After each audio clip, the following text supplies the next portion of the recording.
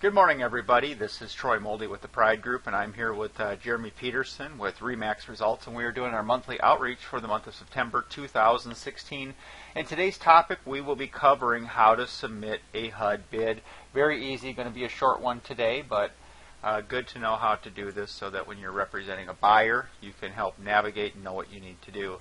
So HUD properties are listed at HUDhomestore.com. And you're going to click on the state that you're going to be submitting a bid for. In this case, we're in Minnesota. Click on the property, and you'll see here, here's the property that we want to submit a bid on. We click on this button, and that's going to bring us to this screen.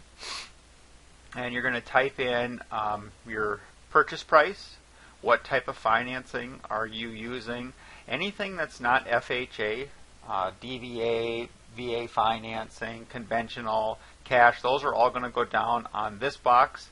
These are your closing costs. These are the real estate commissions that will populate, but you can negotiate these, so if you type in less, then you're agreeing to pay less. In this case, this property is only available to owner-occupants. If it was in a different status, you could type investor, nonprofit, or government agency. If you can hold it as a backup offer, what that means is if another offer cancels, they may consider your offer rather than relisting the property. Doesn't mean you're obligated to take it if they come to you. Most people do choose to be a backup offer, but that's your choice. And then you just go through, you type in the social security number, the buyer's name. Personally, for me, I always ask people, what is the name on your driver's license? Because I have had people that I've represented that they would tell me their name is Bob, but then if I just typed in Bob, I come to find out their real name is Mark and Bob is just their nickname. So I always ask, what's the name on your driver's license? I type all that in on here, and then I'll just go right to the next page. And then next page goes through these points. Has the purchaser received a pre-qualification letter? You're saying that you're agreeing to these terms, that that the buyer does have a pre-approval, that you're going to have the original signed contract intended to be delivered to the asset manager within 2 business days of being notified of the award. This comes up kind of here and there throughout the year where people will say, well, I submitted the bid and the buyer took off out of town. And this is why the asset manager doesn't want to hear that. They're saying that you agreed when you submitted your bid that you would have the paperwork, and they're talking the original signed blue ink signatures here, that you would have that to them. So if you knew your buyer was leaving, you should have had them fill out this paperwork.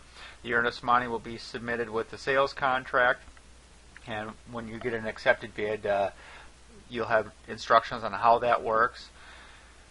You have a copy of the driver's license. They're not requiring it, and social security card. They haven't been requiring that as of now. Really what they're just looking for is to go back to my example earlier that you're submitting bids for the actual people, who they are.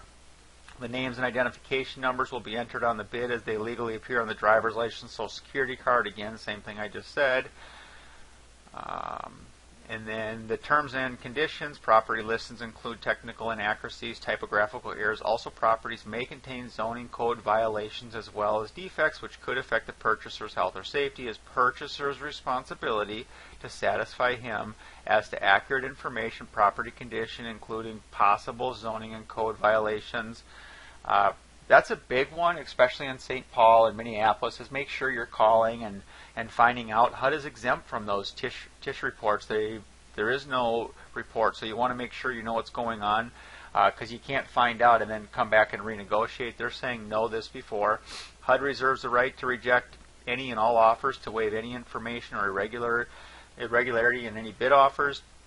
The list price is HUD's determination of fair market value. HUD reserves the right in its sole discretion to accept offers less than list price, but only the highest net offer will be considered.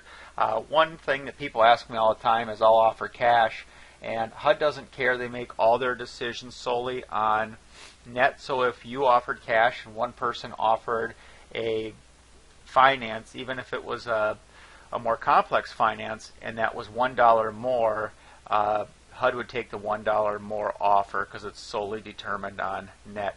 HUD may accept the offer given the greatest net return. HUD reserves the right to withdraw any and all list properties prior to the bid opening. Accuracy information contained on the property listed is not guaranteed. The seller has not delivered the property for at least 180 days prior to the date of receiving an offer on the property. Hence, the seller does not have the requisite personal knowledge to make accurate disclosures about the property, just saying that we've never lived there, we don't know what's going on with it.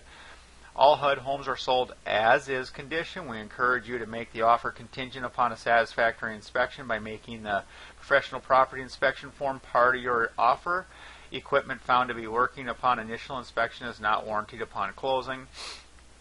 What you're agreeing to here is it's like golf. You got to play it where the ball lands. So take all that into consideration. The furnace might not work, and when you go to turn it on and it doesn't work, you can't come back and renegotiate. So think about those things. The inspection, that is more for owner occupants. If an investor cancels for any reason, they will lose their earnest money check. And make sure you read the inspection contingency that HUD is talking about. It is not a state Minnesota contingency inspection. They are different. You have to earn your way out of a HUD contract. I believe I've done some trainings on that. And so once you get all this, you check this box and then click confirm, and you are submitted. So that is how you submit a HUD bid, and those are the terms that you're agreeing to. As always, if you have any questions, you can email me here or call me here, as well as Jeremy here or here. Jeremy, you got anything else you want to add? No, that looks good. Thanks, Troy. Okay, so we'll wrap it up this month. If you guys have any questions, again, you can get a hold of us here, and we will see you guys next month. Thanks for tuning in.